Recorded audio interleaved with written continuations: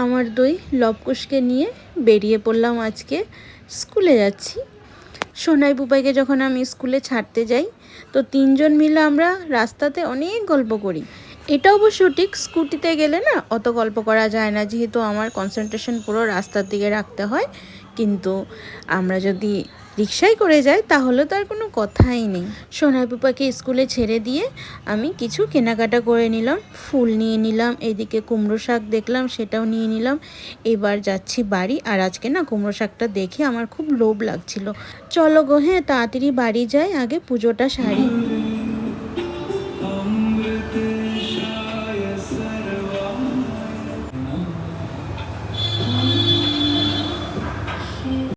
সকাল হলে আমি সব গাছ যেখানে যেখানে যেগুলো থাকে সেগুলো সেই জায়গাতে নিয়ে চলে যাই। আর রাত্রেবেলা যখন ঘুমাই, যখন রান্নাঘর পরিষ্কার করি, তখন সব গাছগুলো বারান্দায় হোক জানলায় হোক আমি দিয়ে রাখি। সকালের রোদটা পড়ে আবার যখন রান্নাবান্না করতে আসি তখন তার আগে সব গাছ দিয়ে রান্নাঘরটা সাজিয়ে নিই।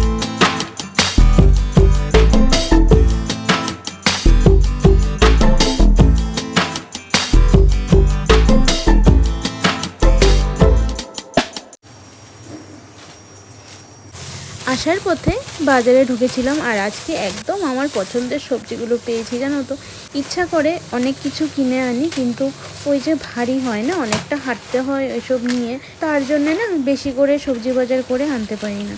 আজকে নিয়েছি কুমড়ো শাক, পেয়েছি খুব ভালো। তার সাথে নিয়েছি মোচা, বললো যে কাঁঠালি কলার মোচা খুব ভালো হবে, যদিও আমার আইডিয়া নেই। আর সাথে কাঁচা কলা। তো নমস্কার, আমি প্রিয়াঙ্কা। আর আজকে এত তাড়াহুড়া চলছে না, কারণ ওই যে যেদিন স্কুলে নিয়ে যাই না সেই দিন আমার হাতে আর সময় থাকে না, জানো তো। স্কুলে দিয়ে আসলাম, তারপর যেহেতু মেঘলা মেঘলা ওয়েদার, তো তার জন্য আমি স্কুটি নিয়ে যাইনি, রিক্সা করেই গেছি, এসছি।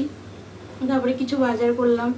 এবার আসার পর আবার যেন তো চান টান করেছি, কারণ কালকে না ফুল বাড়িতে আনা ছিল না, তো তার জন্যেই মানে পুজোর আগের দিন রাত্রে ফুল এনে রাখি। তো আজকে ওই জন্য সকাল সকালটা পুজো হয়ে যায়, কিন্তু কালকে যেহেতু ফুল নিয়ে আসা হয়নি, তো আজকে সোনাই বুবাইকে স্কুলে দিলাম, দিয়ে ফুল তারপর কিছু শাকসবজি এসব নিলাম, নিয়ে বাড়ি এসে আবার চান করলাম, তারপর পুজো করলাম। পুজো করে এই যে তো আধ ঘন্টার মধ্যে দেখি কি করা যায়, কারণ আমি ভেবেছিলাম এই যে মোচাটা রান্না করব। আমার যে কী ভালো লাগে মোচা খেতে, কিন্তু মোচাটা ছাড়ানো হয়নি, তো তার জন্য আরও লেট হবে, দেখা যাক। তো প্রথমেই আমি রান্নাটা শুরু করব। তো এদিকে সকালবেলা মুগ ডাল ভিজিয়ে রেখেছিলাম, আর আজকে যেহেতু পূর্ণিমা, তার সাথে জগন্নাথের স্নানযাত্রা, তো আজকে পুরো ভেজ বাড়িতে। তো চলো, হ্যাঁ মুগ ডাল দিয়ে কিছু একটা তৈরি করবো। মুগ ডাল আর তার সাথে হচ্ছে এই যে কাঁচা কলা আর মুগ ডাল, এই দুটো জিনিস দিয়ে আজকে কিছু একটা রান্না করব। তো চলো, হ্যাঁ দেখা যাক।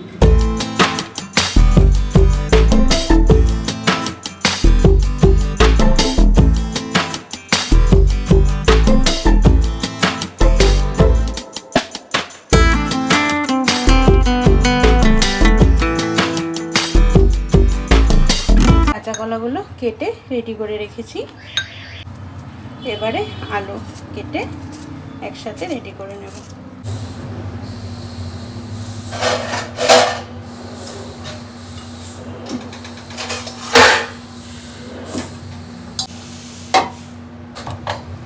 একটা কথাই আছে না যে আদা কাঁচকলা একসাথে যায় না, কিন্তু আমার না কাঁচকলার কোনো কিছু রান্না হোক আদা না দিলে ভালোই লাগে না। এবার কি করি বলো, হয়তো আমি এখন আদা অ্যাড করলে তোমরা হয়তো বলতে পারো যে আদার সাথে কাঁচকলা যায় না বা কাঁচকলার সাথে আদা যায় না। মেনলি আমি কাঁচকলা দিয়ে না শিং মাছ খুব ভালোবাসি, কিন্তু ওইটাতে একটু আদা বাটা দিতে হবে, খুব ভালো লাগে। তো ওইটা না আমার খেয়ে খেয়ে অভ্যাস হয়ে গেছে। এবার নিরামিষ তরকারি, তো আমি চেষ্টা করব না দেওয়ার, কিন্তু তোমাদের সাথে কথাটা বললাম, আমার কাঁচা কলার সাথে আদা দিয়ে কম্বিনেশনটা আমার বেশ ভালো লাগে। তো চলো, হ্যাঁ কড়াই গরম হয়ে গেল, দিয়ে দেবো সর্ষের তেল, ফোড়নে দিয়ে দেবো শুকনো লঙ্কা, তেজপাতা, দারচিনি, জিরে আর এলাচ একটা ফাটিয়ে ফোড়নে দিয়ে দিলাম।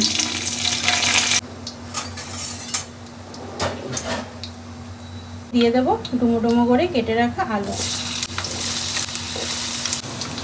হয়তো তোমরা আমার থেকেও আরও রান্নাবান্না জানো, কিন্তু আমার যেটা মনে হয় আমার এক্সপিরিয়েন্স থেকে, কোনোদিন না ফুল ফ্লেমে ফোড়ন দিতে নেই।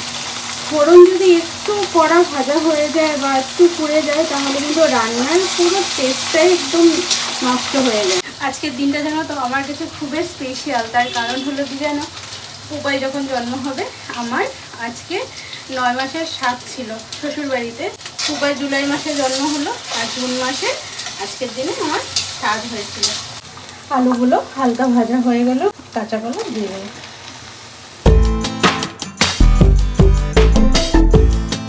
অল্প সময় ধরে ভেজে নেব। মুগ ডাল ভিজিয়ে রেখেছিলাম সকালে, দিয়ে দিলাম কাঁচা লঙ্কা, আদা, এই দুটো জিনিসই দেবো। এই ডালগুলোকে মিক্সিতে মিহি করে পেস্ট করব না, হ্যাঁ একটু কচা কচা রাখবো, তাহলে খেতে বেশি ভালো হয়। তোমরা হয়তো ভাবছো এইটুকুনি রেখে দিয়েছি কেন, এইটুকুনি পরে অ্যাড করবো।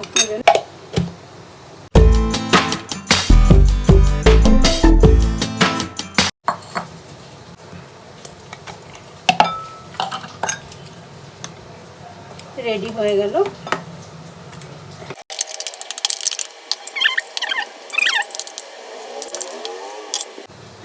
ডালটার মধ্যে দিয়ে দেব পরিমাণ মতো নুন, হলুদ, লঙ্কার গুঁড়ো, সামান্য কালো জিরে। তোমাদেরকে না বলে দিই, আমি রেকর্ড করতে ভুলে গেছি, এর সাথে 1 চামচ বেসন অ্যাড করেছি। ভালো করে ফেটানো হয়ে গেল, এবারে রেস্টে থাক।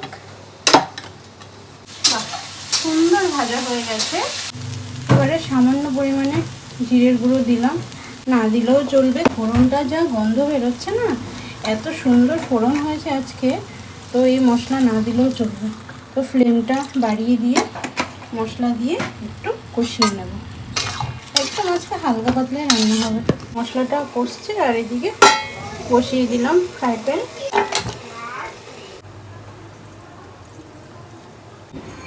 আবার অন্ধকার হয়ে এসছে, এখন বাজে দুপুর 2টো। অবস্থা দেখো, ভয়ঙ্কর রূপ হচ্ছে জানো তো। কদিন পর পর 3-4 দিন আগে একবার হলো, আজকেও তাই।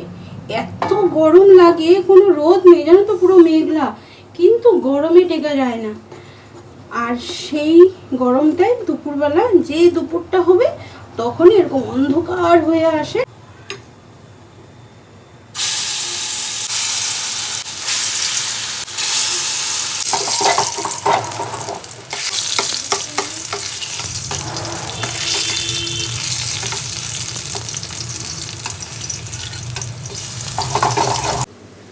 তোমরা যে আমার রান্না দেখে ভালোবাসো, আমার যে কি আনন্দ লাগে। আমি মনে মনে ভাবি জানো তো, আমি তো কিছুই দেখাই না তোমাদেরকে, জাস্ট নর্মাল রান্না যেগুলো হয়তো তোমরাও বাড়িতে করো বা সবাই করে, কিন্তু তারপরেও তোমরা এত ভালোবাসা দাও না। কত সময় মনে হয় যে না, আমি কি এত ভালোবাসা পাওয়ার যোগ্য। এদিকে বড়াগুলো ভাজা হয়ে গেল। যেহেতু তরকারিতে যাবে তো ওই জন্য কড়া করে ভাজলাম না, হালকা এপিট ওপিট করে ভেজে নিলাম।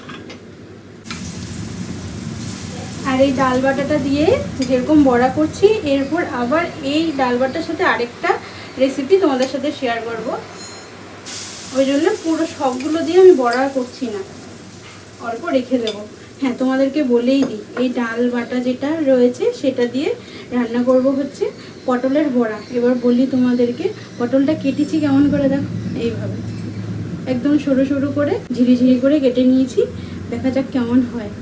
কারণ এই পটল দেখলে 3-4টি পটল ছিল, তো এই 3-4টা পটল দেখলাম যে রাখলেই না হলুদ হয়ে যাবে। দেখো একটা হলুদ হয়ে গেছে অলরেডি, চলে এসছে। আওয়াজ বুঝতে পারছো তো, এইভাবে বাজ পড়ে, কন্টিনিউ পড়ে যাবে বাজ। হাওয়া, তার সাথে বৃষ্টি, তার সাথে এরকম ঘুম গরম করে, ভয় লাগে জানো তো, সত্যি ভয় লাগে। এবারে দিয়ে দেবো জল। আজকে কিন্তু কোনো মশলাই দিলাম না, কিন্তু তারপরেও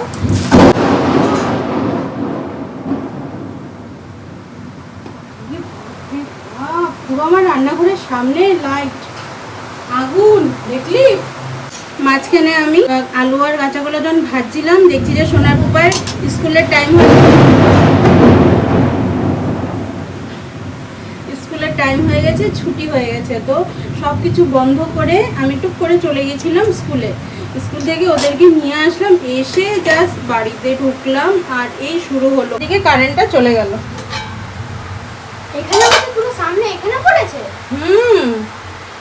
মানে গলির মধ্যে কাঁচা কলা, আলু, সবজি, পুরো তরকারিটা জলটা ফুটে গেছে। এবারে একে একে করে ডালের বড়াটা দিয়ে দেবো।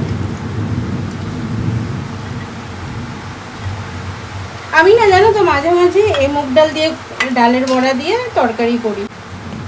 এই না হলো আমার সোনু, দেখো আমি ভিডিও করছি, কারেন্ট চলে গেছে বলে ও ফোন চালিয়ে নিয়ে এসছে। পুরো অন্ধকার, দেখো অবস্থা বুঝতে পারছো? এই দুপুরবেলা অন্ধকার হয়ে কারেন্ট গিয়ে বসে আছে। যে বলেছিলাম না তোমাদেরকে পটল দিয়ে একটা বড়া করব, তো সেটা রেডি করে নিচ্ছি। পটলগুলো না নুন জলে ভিজিয়ে রেখেছিলাম, একে একে করে নুন জল থেকে তুলে নিয়ে এই ডাল বাটা যেটা রেডি করা ছিল তার মধ্যে ডুবিয়ে নিয়ে তেলে দিয়ে দেবো।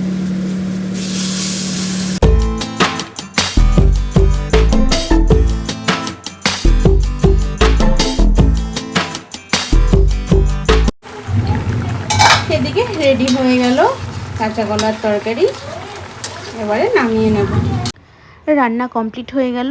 এবার তাড়াহুড়ো করে যতটুকুনি বাসনপত্র রয়েছে সেগুলো সব মেজে ঘষে নিয়ে রান্নাঘরটা একদম পুরো পরিষ্কার করে নেব। তার মধ্যে ছোট রান্নাঘর তো, বাসন এদিক ওদিক পড়ে থাকলে না খুব বাজে লাগে দেখতে, আর তার সাথে হচ্ছে কোনো জায়গা পাই না, তো জায়গা শর্ট হয়ে যায় যেহেতু ছোট জায়গা।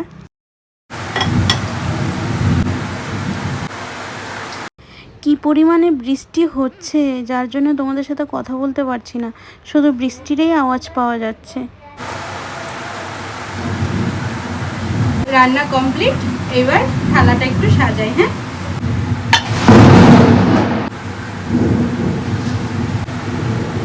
পটলের বড়া,